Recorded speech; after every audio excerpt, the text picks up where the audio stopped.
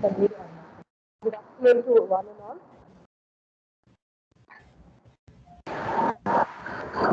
Good afternoon to one and all. Welcome to the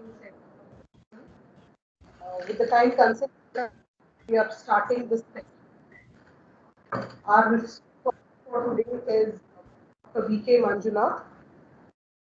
He is the convener of EIC FDP program. Dr. V.K. Manjunath is a professor and head at the Department of Biotechnology. Sir also holds as scientist in charge of the center at the Department of Biotechnology and in field research, Dr. College of Engineering. He is also the principal investigator research project sanctioned from various funding agencies, which includes Visvesvaraya Technological University, National Innovation Foundation, Ahmedabad, Department of Atomic Energy, Basic Research in Nuclear Sciences, Trombay, Naval Research Board, DRDO, New Delhi, DICC, New Delhi, KSSC, IISc, Bangalore. Total of more than in international publications in journals and also participated and presented around 10 papers in international conferences and symposia. He is also filed a patent in the domestic country. And sir, a very warm and happy welcome to you. And on behalf of the staff, students, and management, the Oxford College of Engineering, we welcome you to the session, sir. You may kindly take it, sir. Thank you, madam. Sorry for the delay. There was some urgent emergency meeting was there, so I wasn't able to turn up exactly at 2 o'clock. Once again, I apologize for delay from all the participants. Dear participants, today we are heading towards the end of the phase 2 session. And in this juncture, I felt it is very important for all of us who are eager to recognize themselves in the field of research to have an overview on government and non-government funding agencies, which will help us in executing our research ideas. See here, I am going to tell you about the importance of research projects, why it is required in higher education, especially with the change of policies in higher education, especially with the introduction of national new education policy. So research has become integral part of higher education, and it has become a survival question also for all higher educations. And especially when it comes to the faculty members, of course, we are so-called pillars of higher education, and it becomes inevitable for all of us to have our contribution in research and development. And for contributing in research and development, of course, we cannot expect the management to provide us financial assistance for each and every activities. And it becomes inevitable for us to look at the agencies which will support our ideas. So the question now that comes in our mind is, one thing is clear, we have to find our career in teaching, especially in higher education. If you are decided to become a faculty in higher education, of course, it is inevitable for you to find your place in research and development. Fine, so that is clear. So if we are decided to become a faculty members in higher education, and of course, we will try to find our place in research and organization. The next question is, we have, all faculties will have n number of ideas. Okay, irrespective of the field or irrespective of the subject. Whenever in day-to-day activities also, we used to get a lot of ideas in our mind. But the important thing that comes in our mind is who will find it, who will provide financial assistance for it. And if you go back and ask your management, I don't think you'll get any good response, because it is the duty of the faculty members to find a research agency which can fund your ideas. So, okay, fine, that is also clear. Now we have made our mind to find career in the research, and now the next thing that comes in our mind is way to apply, right? So I have made what is the best way to prepare the proposal, what points should be given higher priority, and what makes us, right, a perfect proposal, how to make a perfect proposal which gets a financial assistance. So I'll be giving my own view, which made me to get financial assistance for my ideas from a couple of funding agencies, and I'll be introducing you to various government organizations that will come forward to finance your ideas, provided if your ideas are initial, right? So with this backdrop, let me proceed to the content. So why research is required in higher education? So of course, as we discussed, it is inevitable for all of us to find our place in the higher education. So if you want to find a place in higher education with new education policy, it is inevitable for all of us to have research as a main domain. So if that is the case, why new education policy is giving this much of importance for the research?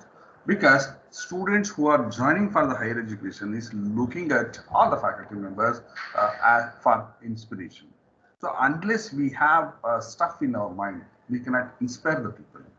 So when the stuff comes in our mind, when we are into the system, so when into the system means we should be involved, we should involve ourselves in the research so that we will get a good idea, and the research faculty will be able to inspire the students to take up the research as their career. Unless you are in this position, there is no place for faculty members in higher education. So teaching will of course improve in case if you are involved in the research, because you will be able to understand, analyze and implement the methodology that you have practiced as a research. And when you are when you are explaining the concept, okay, which you have worked out, so you will have more depth of knowledge. So it will be, that means the lecture will be more effective to the students, so that students gets motivated. So that is the main intention of making the research from the faculty and mandatory in the new education policy. And professional practices will improve. Okay, if you are professionally managing, so quite naturally you will be able to inspire the students about the professional ethics, professional and other activities that comes under professionalism. So students who are joining for the higher education is expecting that. So we have to work up to the expectation of the students, so it becomes inevitable for to get into the research. So research-based learning is becoming more and more important in forthcoming days. Then comes research grants. Of course, if you want to find your place in the research arena, so we have to get financial assistance. So what are the different types of grants that are available in the society or in the government organization? Okay, so there are various kinds of grants available in government departments. So research grant is there. The research grant is the grant that makes the people to provide financial assistance for their ideas. Of course, for building up the infrastructure, there are grants. So if you are willing to set up an excellence center or center of excellence, we have good number of schemes which will support you to establish infrastructure at your research institute. We have research fund for publication, we have research fund for organizing symposium and conferences, and of course we have financial assistance for conducting programs like this faculty development program and technical short-term technical programs like STTP, conferences, symposium, and for visiting the other countries to present your paper or to participate in the conferences. Right? All these schemes are available. Travel grant is available. Of course, there are certain norms in it. So that we'll discuss in later. Publication, if you are making publication in a good reputed scientific journal, so there are schemes which will give financial assistance for publishing your research outcomes. So for this, there are certain limited eligibilities are there. So grant for individual, in case if you are applying individually, So you should be a permanent faculty member in any in government or non-government organization. That is the basic thing. And when you are applying for research grants, when it comes to a particular research grant, minimum qualification that the funding agency expect from your end is your PhD. So you should have a doctoral degree, of course, with a good profile, right? Profile development or profile building is the next task, okay? Because mere finishing your PhD may not give you the eligibility to get, of course, applying you will get, but for getting the grants from the funding agencies, your PhD alone may not suffice, right? You have to build your profile for that. And working in PG and research department is mandatory. Your institution should have a recognized R&D center, so that whatever the funds that you get for your research, you will be able to execute that idea in the R&D center. Then, of course, your institution should be affiliated to some kind of universities, so that is generally it will be there. For certain grants, the necessity of 12B and 2F is mandatory. So, in case if you are recognized under University Grant Commission, this for availing certain schemes, you need to have 12B and 2F.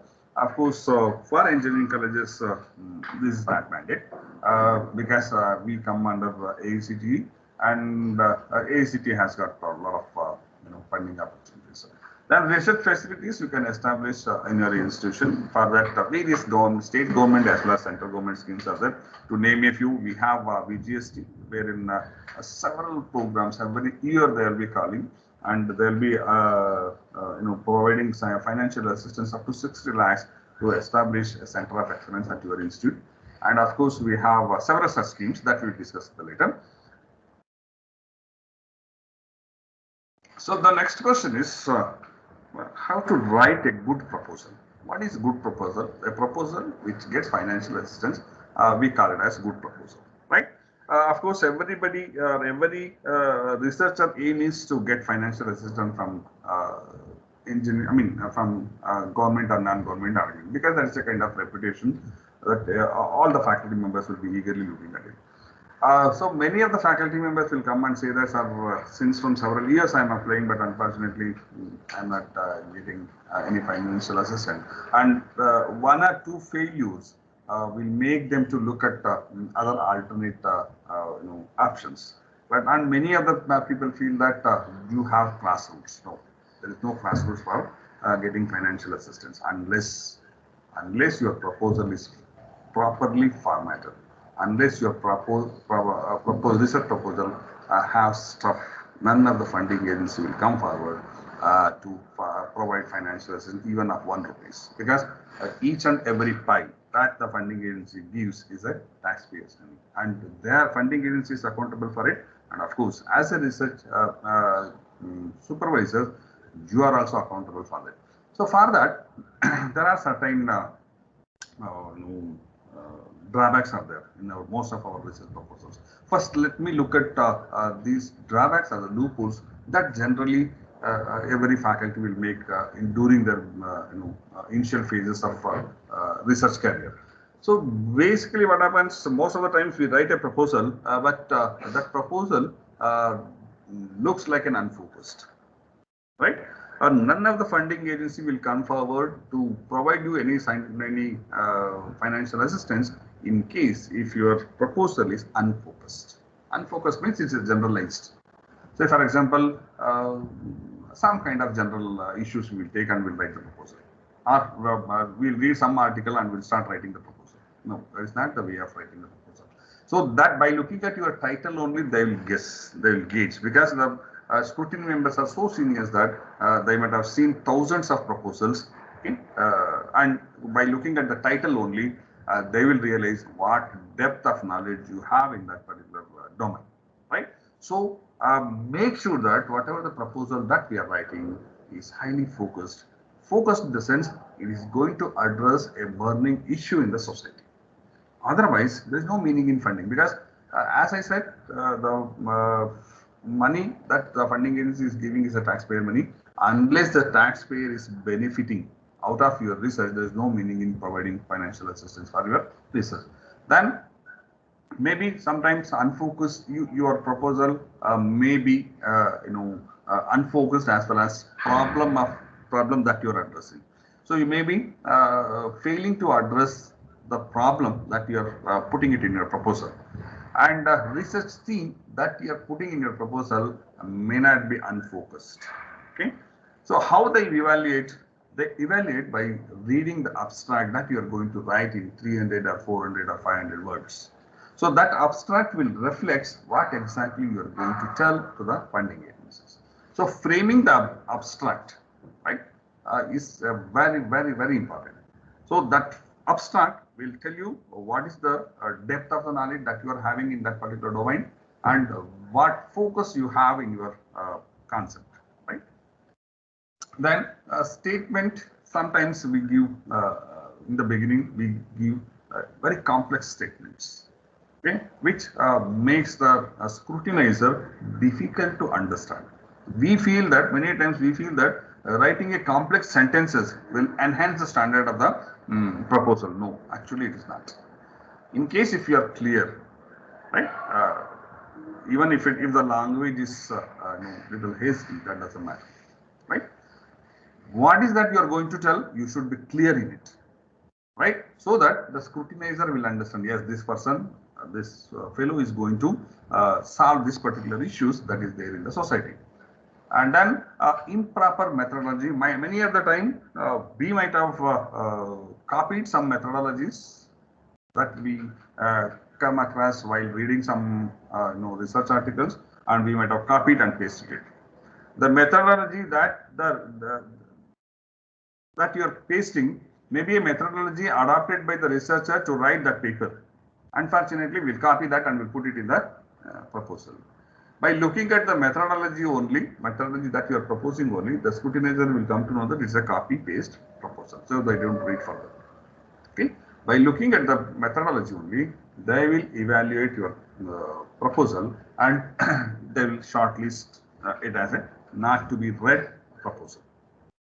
So make sure that whenever you write methodology, so the methods are properly described, and it should address the objectives or the problem that you are stated in your proposal.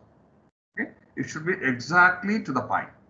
Whatever the statement that your problem statement that you are making, your methodology should solve the issues one by one, right? So you should be very careful in framing your methodology. Then limited or no relevance. Sometimes we will take the concept in such a way that it doesn't have any relevance at all to the society, neither to the society nor to the funding agency. So under such condition also, your proposal is liable for rejection. Then many a times we select a domain which do not have certain market potential. Remember, dear friends, nowadays no funding agency will give you financial assistance to do blunt end research. Okay, those days are gone. Now they are highly focused. Focused in the sense, if you are submitting a proposal, they expect you to produce a product. Okay, in case if your proposal is product oriented, so then it is easily it will get. Okay, and you may be ending up in producing a product, but in case if the product doesn't have any market potential, then also your proposal is liable for rejection. So before framing the proposal, make sure that the product that you are proposing has got very good market potential, right? And only such projects are generally accepted. So no demand for technology. So you might be developing a technology which nobody wants. With no society, there is no immediate demand in the society. Under such conditions also, your proposal is liable for rejection. So make sure that the technology or the product or the concept or the process that you are going to develop has got high relevance, okay, and has got certain market potential which will fetch some kind of return to the investor, right? And sometimes proposals will be framed in such a way that the product that you are going to define, that you are going to develop is very poorly defined. So will not be, providing any scientific validation for the product that we are going to manufacture, that we are going to derive. So under such conditions also, a proposal is liable for rejection. Then not fitting into the trust area. This is the most important point, but came in the end, but becomes the first point in any proposal.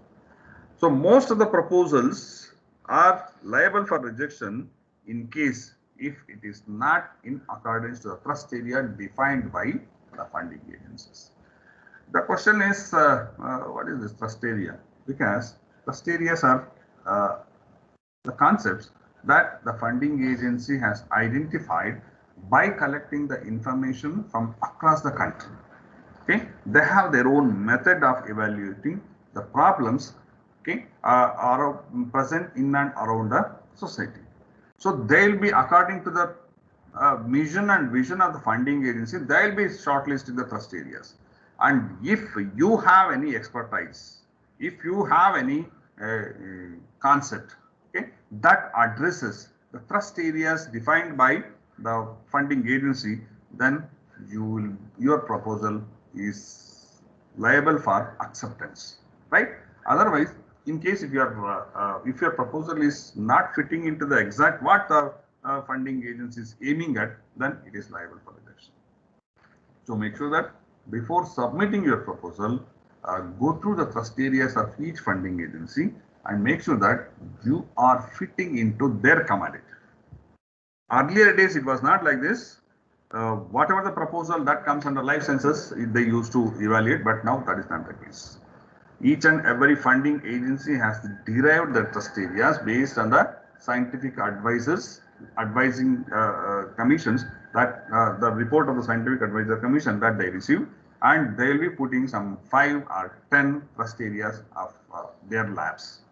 And each trust area will be identified or will be made a scientist in charge for it.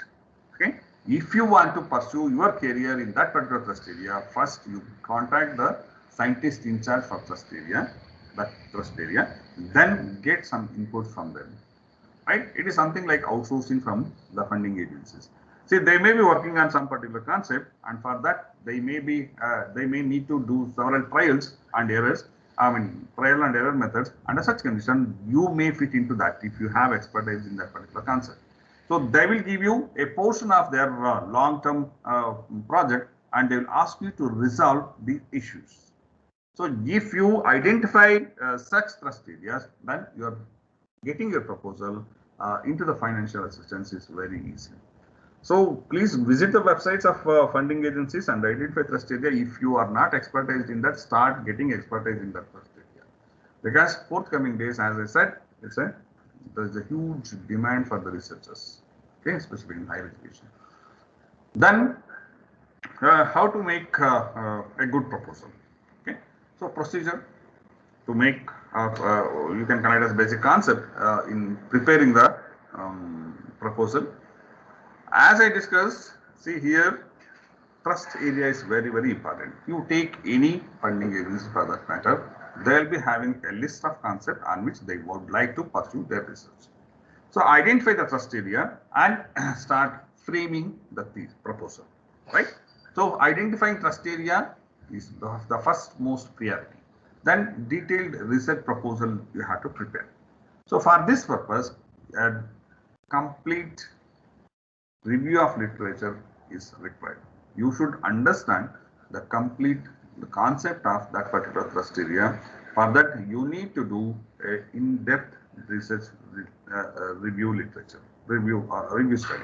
So you can take some search engines, and with the help of search engines, and you can review it extensively.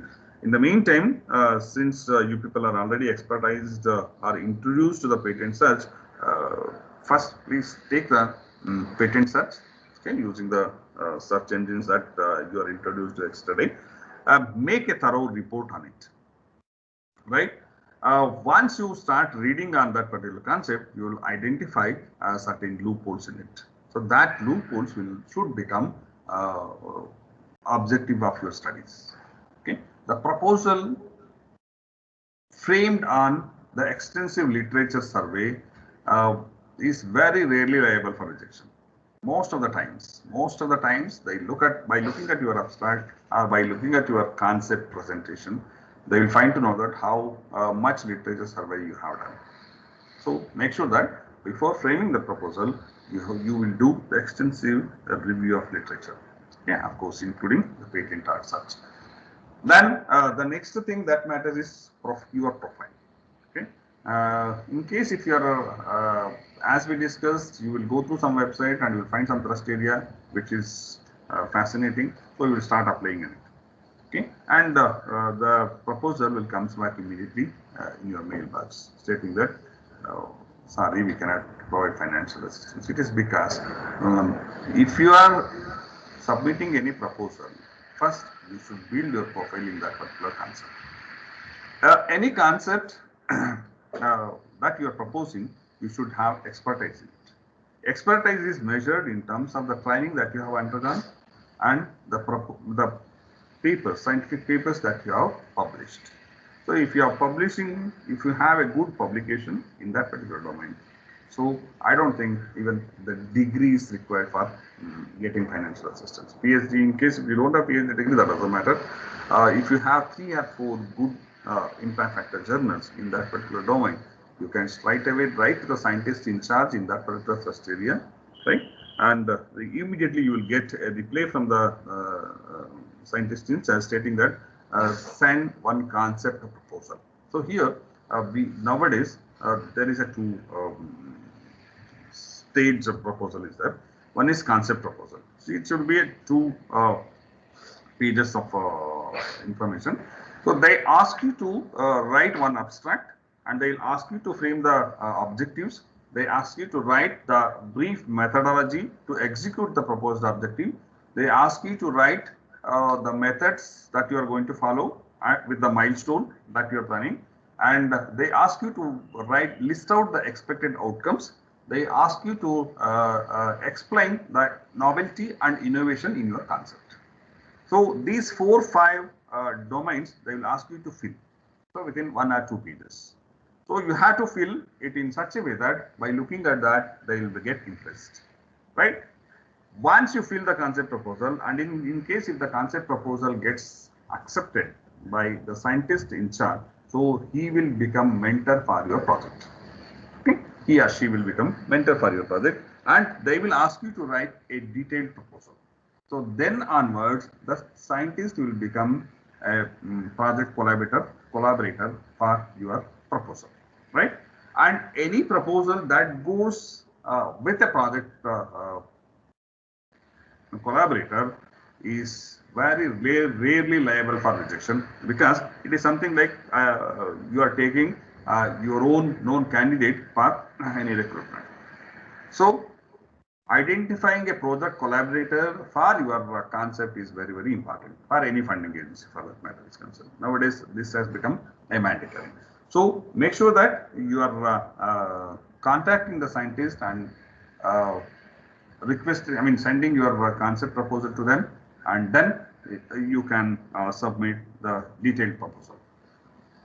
Reputation of the institution, of course, this also matters while submitting the application, because reputation of the institution, in the sense, the funding agency should understand that the proposal that you are submitting will be executed by you, and to execute that, the institution will give you the basic infrastructure necessity for executing it.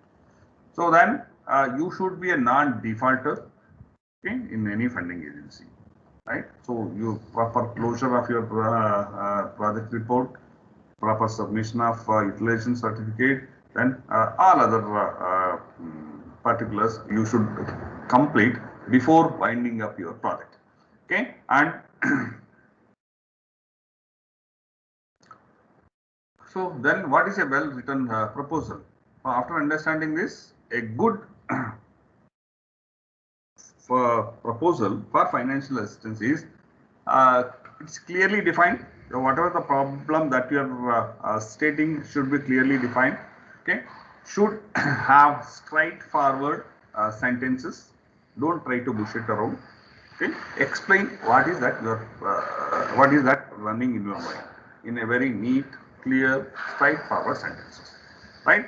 And they don't expect you to write in any complex sentences. Make it very simple, right? Then clearly define risk problems. So whatever the problem that you are trying to solve, clearly explain it.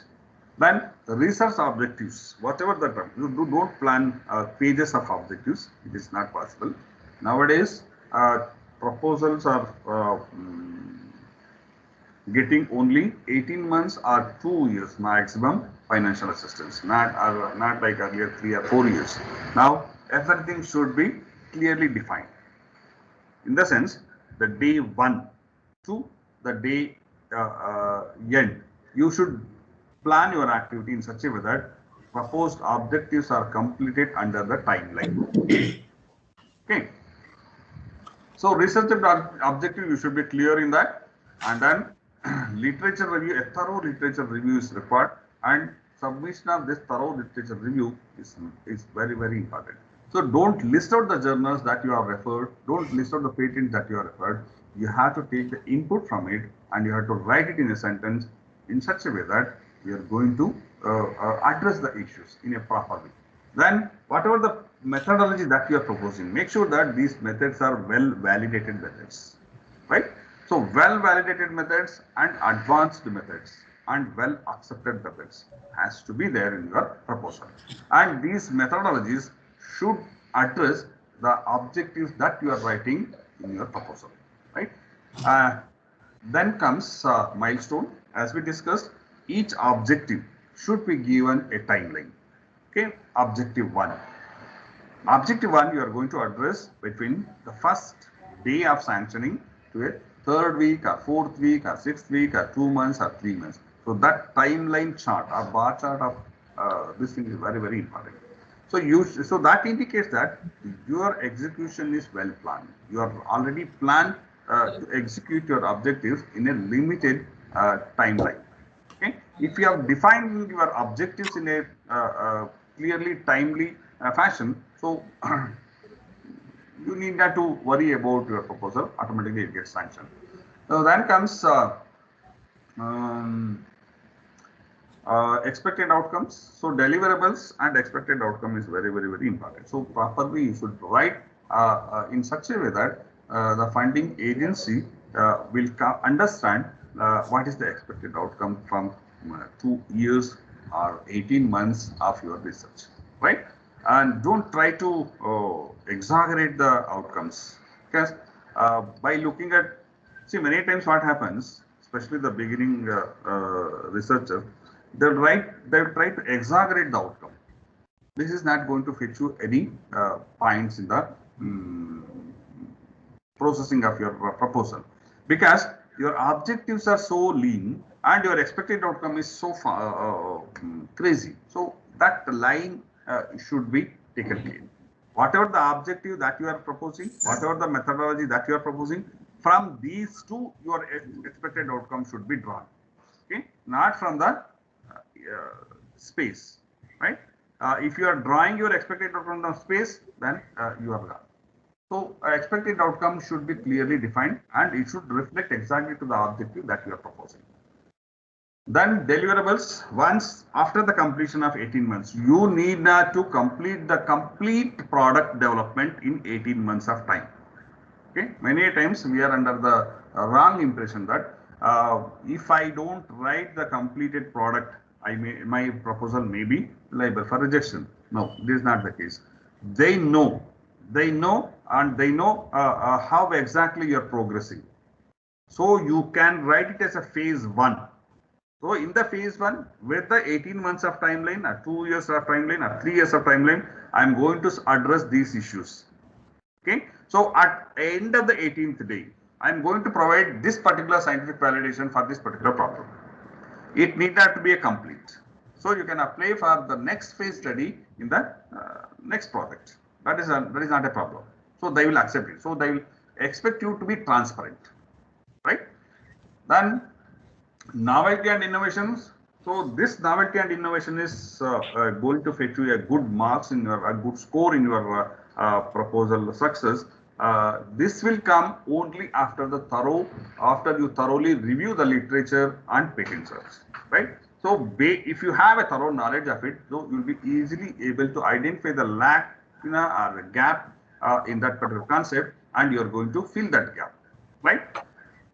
So novelty and innovation has to be properly defined, and then of course you have to write the patentability of it, because nowadays all funding agencies are giving more prominence for filing your intellectual property.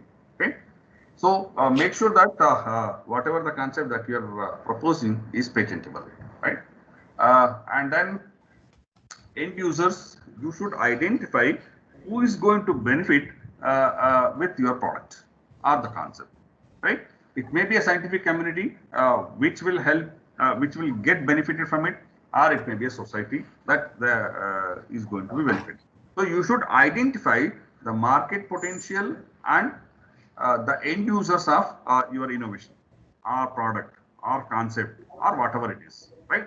Whatever the outcome that you are proposing should have an end user. It need not to be a direct customer. At the phase one only, they are not expecting you to deliver a product to the customer, but it should address some kind of end users, right? Then market potential, whatever the technology or the device or the product or the concept that you are developing should have market potential. Okay, and then existing product, if you are claiming a product, or if you are claiming a method, or if you are claiming a device, so how your product is different from the existing one, that you should clearly define, right? In case if it's a concept, how your concept is new, or how your concept is beneficial, right? So that this play a line with novelty and innovation, right? Existing, how your concept, how your product, or how your process is different from the existing one. So that defines a novelty and innovation. Then facilities and services, facilities that your institute is having, right?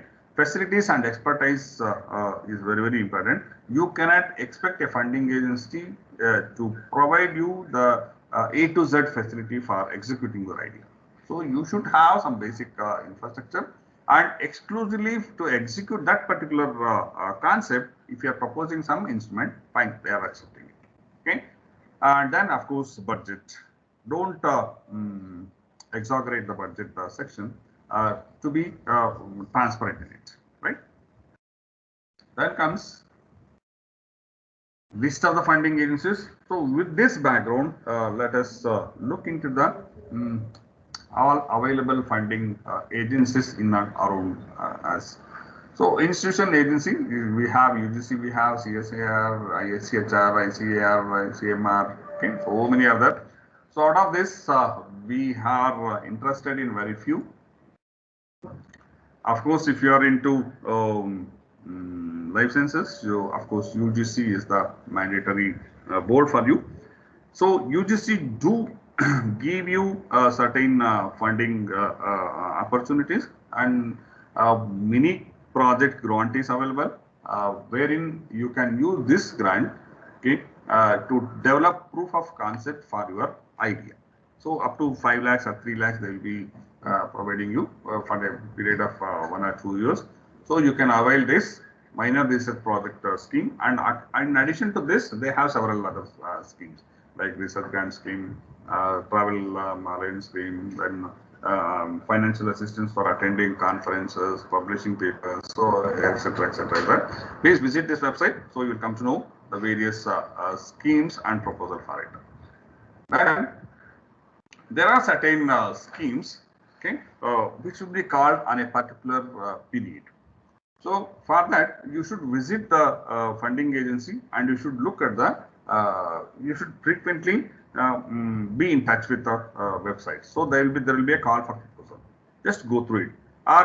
There are certain funding agencies which will accept your proposal throughout the year, but they will screen it at 1 or 2 points. So once in 6 months generally, they will screen the proposals. So there are 2 schemes. One is call for proposal, which they call in a particular time frame. They'll ask you to upload the document or upload the proposal within 2 or 3 or 1 or 2 months, right? And there are certain schemes which runs throughout the year. So you can keep whenever you feel like you can prepare that and you can submit it. And once in 6 months, these schemes will get evaluated. You can go to the any website, DST website, there you will get throughout the year programs. So we have so many such schemes, call for proposal under innovation and STEM demonstration. So this is exclusively for infrastructure development and technology intervention for disabled or elderly program.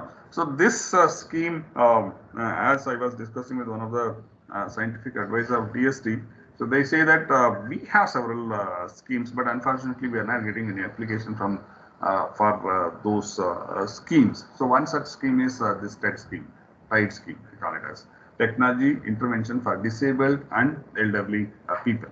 So any device, any concept that you are planning to develop, which will address certain problems faced by this physically disabled or mentally disabled individuals or elderly people. Okay, so this usually there is a less number of proposals that the DST receives.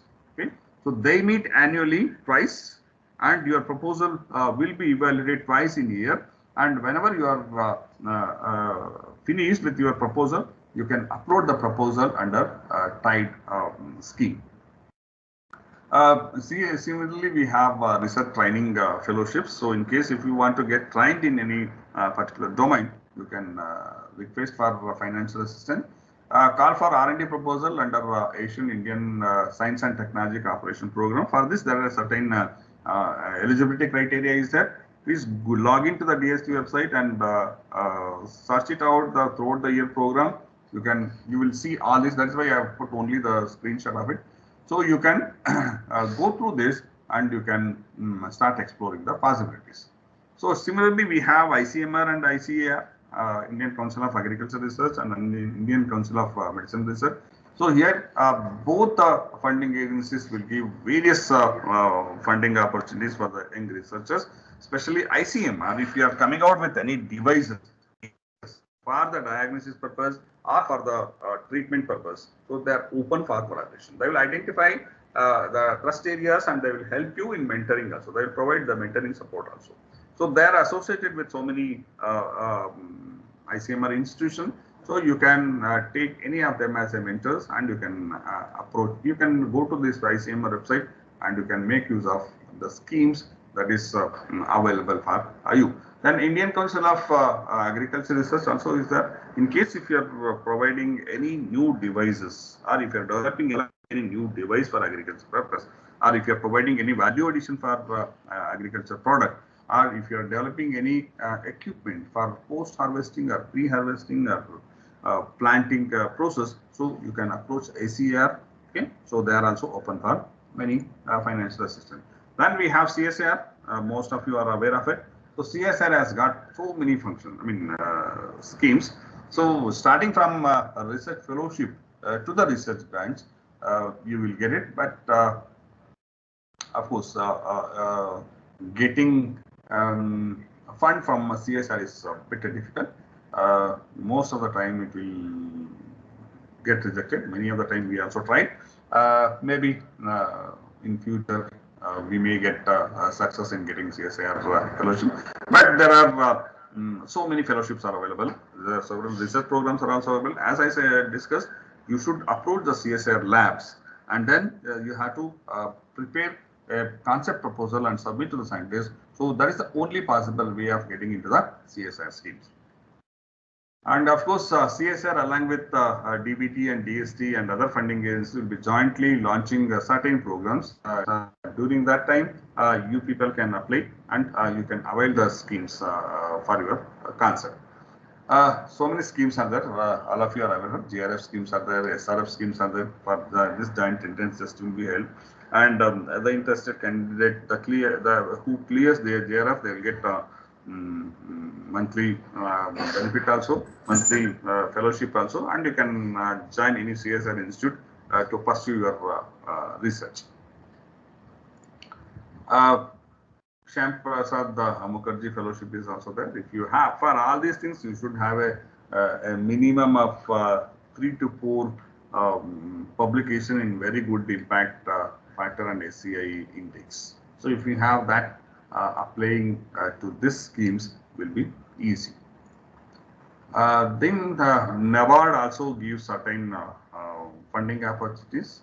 Okay, I mean certain research proposal. They also call in association with DBT, DST, and other kind of things. In case, as we discussed, in case if you are providing any devices, if you are developing any devices for agriculture purpose, rural people purpose, so you can approach the NABARD. NABARD also gives out certain training schemes also.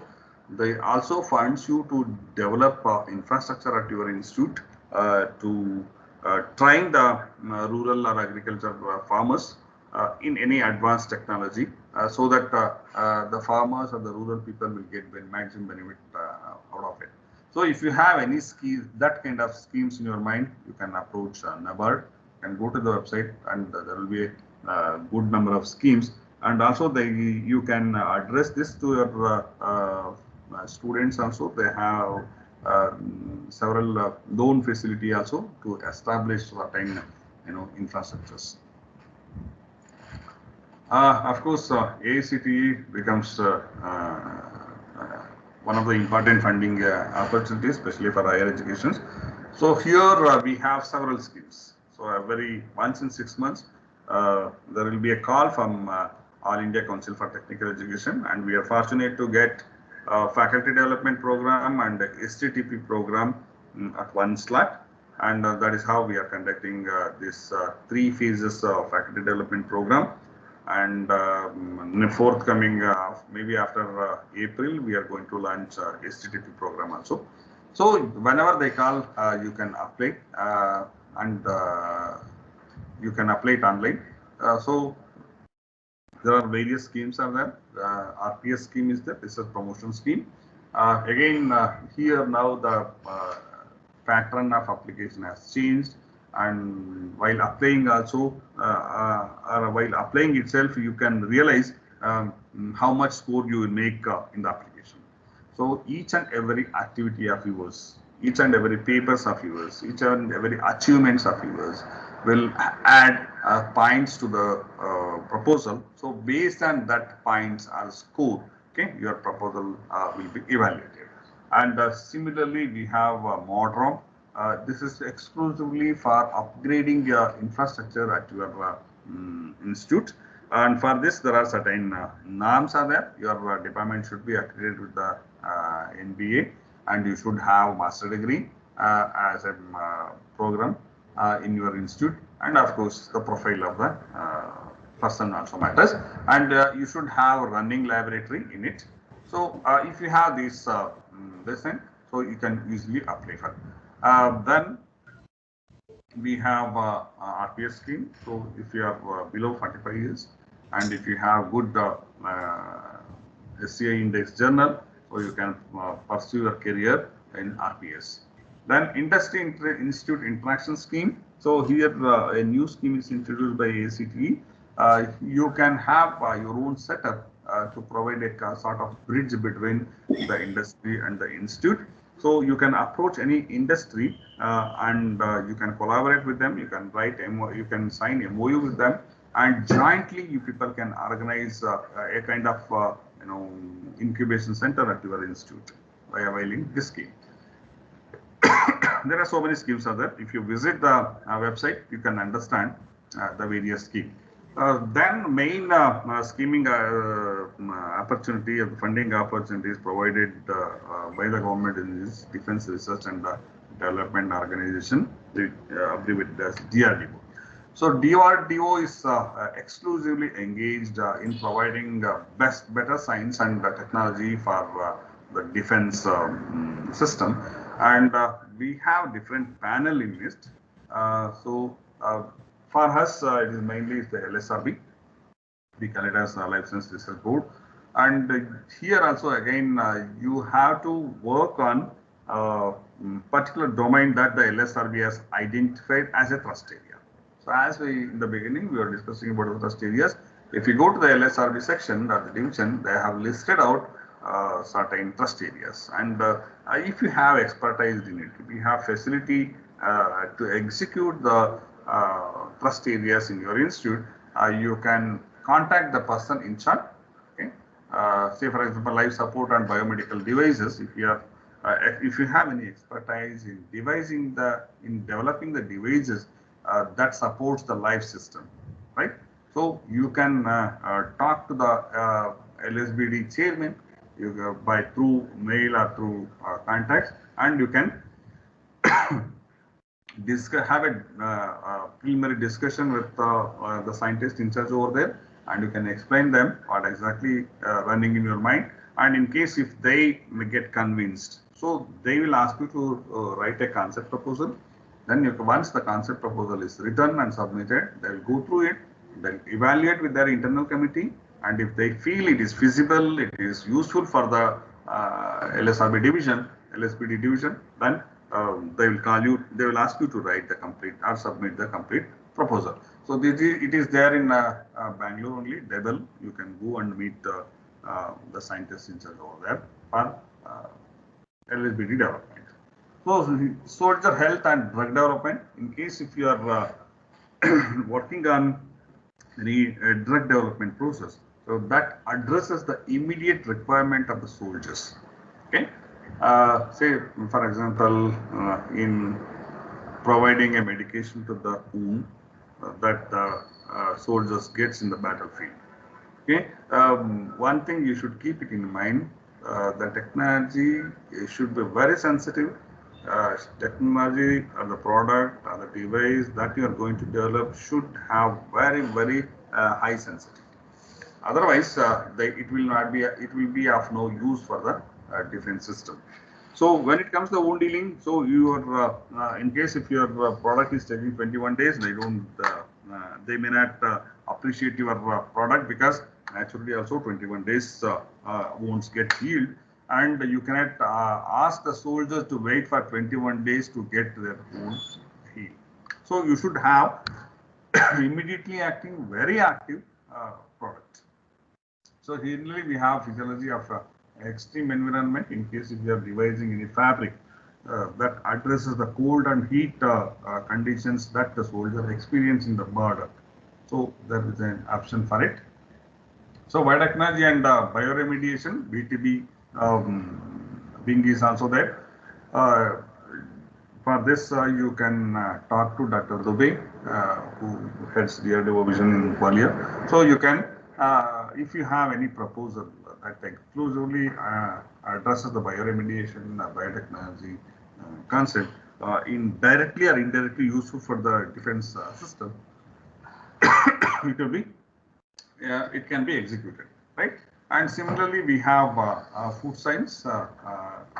If in case if you can develop any food commodities that is of useful for the soldiers, it will get immediate acceptance. The main problem here is it should be ready to eat, and it should have high calorific value, because high calorie food is in high demand from the defense. So you can approach any of the defense organizations, I mean food science section, and you can go through the trust areas of this wing, and if you have any product, you can apply it. Similarly, we have naval material, I mean naval research code, we call it as NRB. So here also we have several panels, like 6 to 8 panels are there, and out of which some panel I am addressing here, material panel, then sonar signal panel, ocean environment, scientific computing, then hydro, bioacoustic system, and marine system, right? So each panel will have a scientist in charge, and each panel will have one research DRDO institute as a headquarters. So you have to go to the website, and you have to identify each panel. There will be a separate panel head for each wing. Then Department of Biotechnology, of course, all of us are aware of it. So many schemes are available with the DBT also. medical biotechnology, and vaccine research, especially vaccine research, is gaining more importance in the background of the pandemic. So, if you have any idea of producing vaccine, or if you are having any idea of developing a device for detecting, it may be enzyme based or it may be a map based, any kind of device development, you can approach this. And public health and nutrition, any product that enhances the nutritional quality that is accepted, which will help in mitigating the malnutrition. Then public health awareness programs or any devices that helps that addresses the public health, you can apply for this. Then stem cells, if you have any breakthrough research in stem cells, so you can apply under this. And biomedical engineering, as we discussed, if you are designing any devices, okay, to screen it or to diagnose it or to treat it, you can apply under this decision. Then infectious disease, if you are working on any infectious diseases, so we can go and approach, you can go and inquire in this section. So similarly, we have different sections under DBT. Out of this, the very interesting and very useful for most of the faculties, biotechnology for program for societal development. Under this section, you can avail good projects provided if your concept is aiming at training the SC/ST people or economically backward people or exclusively women entrepreneurs or the rural people. If you have any technology, demonstrable technology, which will fetch some returns to the trained people, or technology which will fetch them employment, is highly appreciated in this sector. And there is a good number of projects owned by many of the institutions. This is one such scheme. And next is Department of Atomic Energy wing, wherein you can avail certain projects. Again, as we discussed, there will be certain trust areas. DAE has got BRNS, basic research in nuclear sciences. This is more applicable for biotechnologists. Under this sector, again, we have several schemes, as we discussed. They have made their own unique trust areas, and if your idea is fitting into their trust area, then you can write a concept proposal. Under the trust area, you can write and submit to the board. They will evaluate it, and if they feel it is vulnerable, then they will contact you to submit the proposal in full length. Okay. Project based on the beam lines of synchrotron radiation sources. So most of the concept that funded by BRNS will aim at utilizing the radiation in one or the other way. In case if you are developing any technology to sterilize the ready-to-eat food, in case if you are providing any if you are using radiation to improve the plant varieties, if you are using radiation in one or the other form to induce mutation or to eliminate certain problems in plant varieties, so you can approach this funding agency. And major work that we got from this funding agency is to develop herbal remediation for radiation injury caused during the treatment. So we call it as radioprotective, polyherbal radioprotective formulation. So if you have any such concept in your mind, and you can submit a proposal to the BRNS. So here also we have several sections. So you can choose the appropriate section, and you can visit that particular section to find out the trust areas, and according to that you have to send us concept proposal. Okay. So we have several several schemes under this: research grant, research proposal, research project grant. The beautiful thing in this BRNS project is that you will get one project collaborator, usually located in Baba Atomic Research Center. So you will get good exposure if you have a good concept in your mind. If you get a BRNS project, so you will have very good interaction with the scientists working at Baba Atomic Research Center. And of course, GST is launching so many programs. Only thing is you have to be prepared to apply.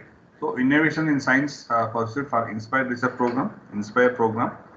In most of the cases, you may have to collaborate with an industry to apply for any of these projects, because industry people, they don't do blunt end research, because always they will be aiming at providing or producing a product which they can sell. So that is the intention of making the academic institution a mandatory to collaborate with the industries. So because most of the time what happens, whatever the research that we carry out in our academic institution is of blunt end type.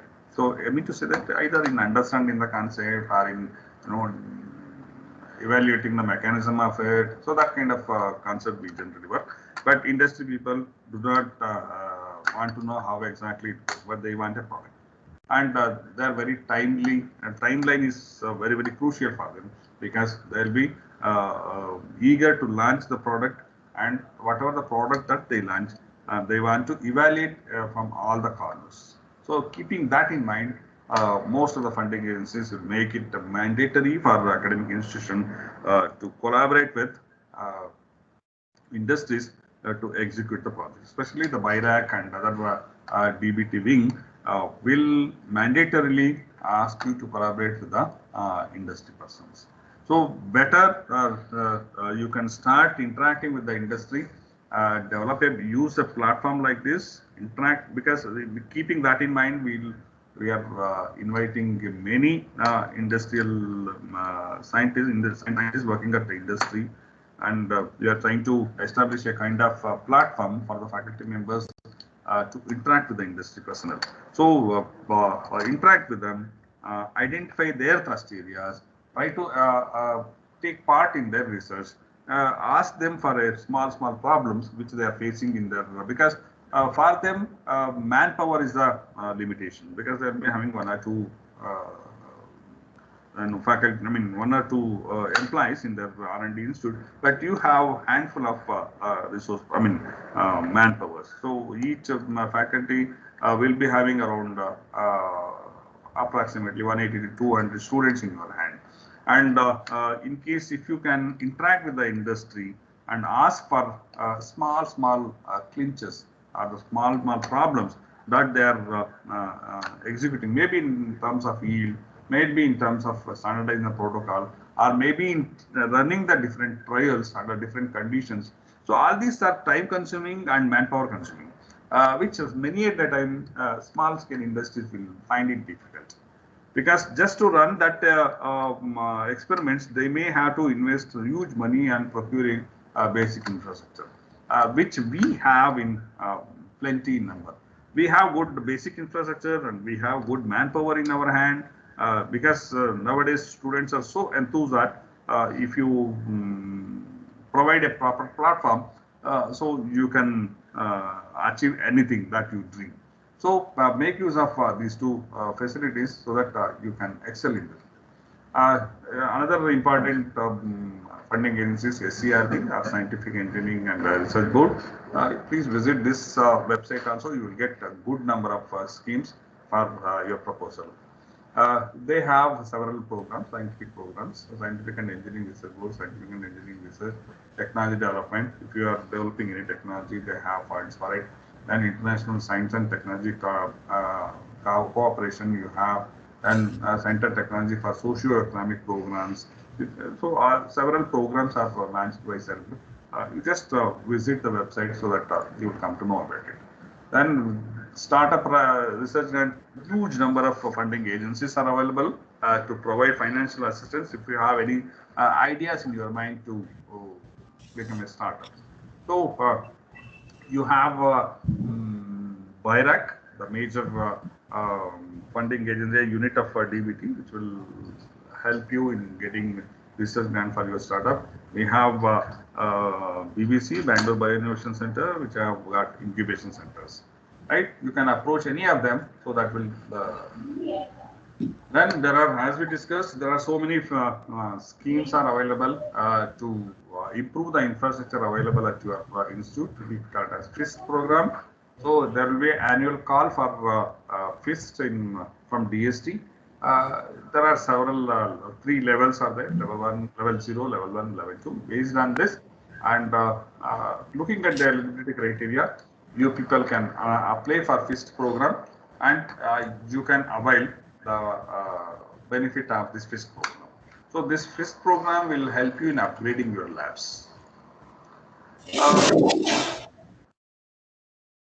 The next thing is fine.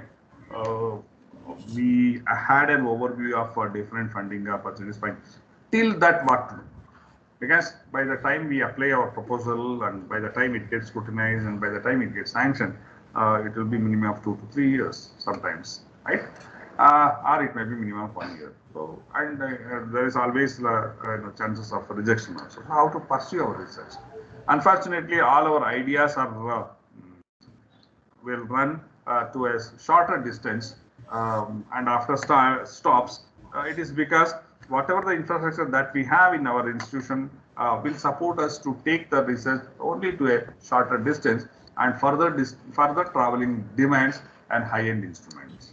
So to address this kind of issues, to address this kind of issues, the Department of Science and Technology has came forward to establish the SAFE Center. So sophisticated analytical instrumentation facilities is available throughout the country. So the best thing here is you can get your work done at very, very, very, very less cost. Okay, so you can visit them, you can discuss with them, and you can send your sample, and they will get your work done at very, very less cost.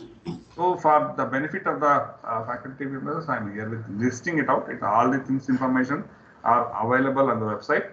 If you type SAFE centers in India, DST, you will get the list of SAFE centers. Along with that, infrastructure that they are providing, and the cost of each facilities is also listed in this SAFE center website. So you can just Google it, SAFE centers. You will get, and if you click it here, it will take you to the SAFE center at IIT Chennai, and you can get your sample analyzed at very, very, very, very nominal cost. Say we regularly send sample to IIT Chennai. For GCMS, they charge us around 900 rupees with library. So anything that any sample that you send it outside will cost you minimum of 6 to 8,000 rupees with library. So at very nominal cost, you can get it done at these SAFE centers. So then is the Women Scientist scheme. See, in case if you are a woman with a research trend in your mind, so you can encash this scheme. This scheme is exclusively designed for attracting the women towards research. Those who left their career in the research can avail this. In case if you are not having any permanent position in any of the institution, you can avail this position. There are various schemes are there. You can go to the website, DST website. So you will get complete details of the scheme. There are certain age limits are there, certain pre-qualifications are there, certain prerequisite conditions are there. And if you are fulfilling all these things, then it is the best opportunity for any woman who wants to find their career in the research. So next is private institutions are also there, like Ford Foundation, Ford Foundation. You can Google it. You will find the detailed procedure for applying this Ford. They have certain limitations. They have certain steps also. If you Google it, you will find the different steps associated with it. Then you can avail the procedure. I mean, you can avail the financial assistance from them. So this is about the few funding agencies that is available in and around us. This is not the only limit. We have several other funding agencies are also government funding agencies and non-government funding agencies. I just touched a few funding agencies, okay, which I got funding from. Whatever the information that I gave, I think it is useful for you people. If you have any clarification, if you have any doubts in your mind, please open it up. You can use the chat box and I'll be here to answer. Thank you for patience hearing. Thank you, sir, for that informative talk. We do have a few questions here. We have one guest called Sangeeta. She asked, sir, thanks a lot for information. Question is, once we get the funding, how is the repayment to be done? What is the rate of interest? Ma'am, this is research assistance. You need not to repay it. Funding agency will expect you to achieve the objectives that you are proposed. It is not a loan. It is an financial assistance given by the government organization to execute the objectives that you are proposed. Okay, though no question of repayment, but they will monitor how you are utilizing the fund, and for that you have to submit the audited reports, and you should stick to that timeline that you have proposed during your proposal submission. So no question of repayment. It is not a loan. Any other participants wish to ask questions, you can ask.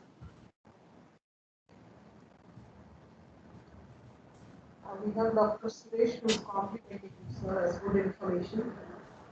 And we have Dr. Rakhi telling very knowledgeable. Thank you.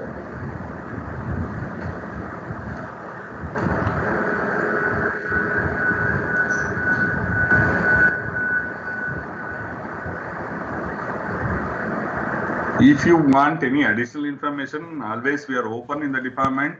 You can contact us. You can refer our FDP brochure.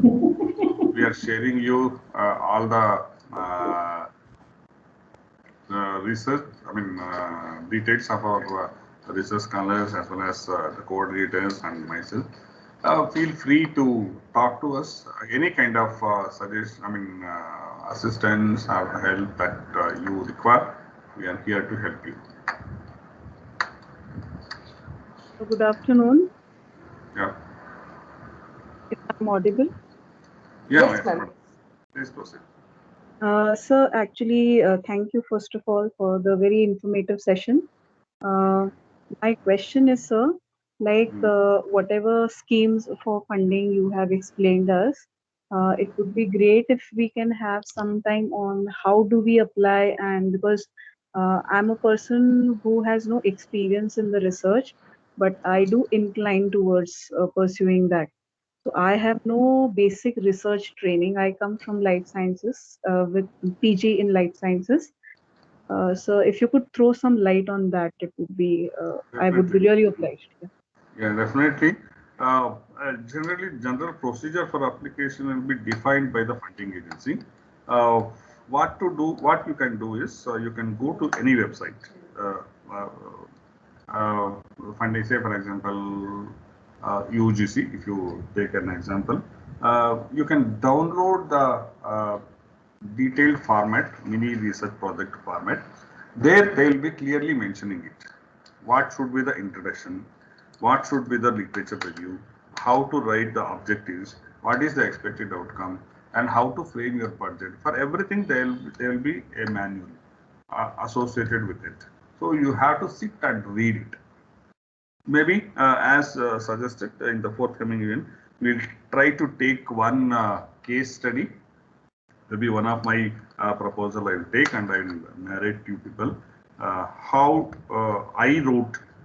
I don't say it is a standard format, but since I got financial assistance from a couple of institutions, I will try to share the documents that I submitted to the funding agency, maybe in the next forthcoming sessions. And you can take our numbers and email IDs. Whenever you make your mind to apply any research project, you can talk to us. We will help you in framing your proposal. Okay. Thanks a lot, sir. Thanks a lot. Thank you. Thank you. Please, sir, share your email ID and phone number, please, in the chat box. That would be great. Yes.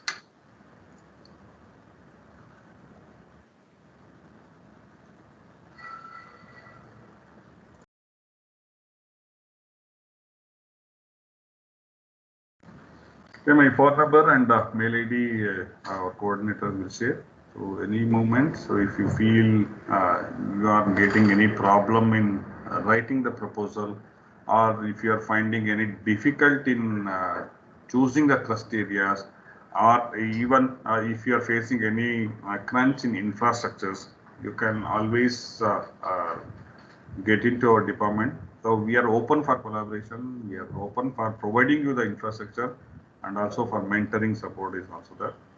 Because all of us are faculty members who aims at educating the students. So we believe in helping each other. So you can come and you can talk to us, or you can mail to us. Thanks a lot, sir. Thank you. Thank you all. Sir, on behalf of the staff, students and management of the Oxford College of Engineering, we extend our heartfelt gratitude to you for giving us such a wonderful talk on funding processes. I hope the faculties as well as few of the students who are passing out this year who have joined us will benefit out of it. So thank you so much. Thank you, ma'am. Thank you, madam. Thank you, participants, for patient hearing. If you have anything, as we discussed, you can contact us. Thank you very much. Dear participants,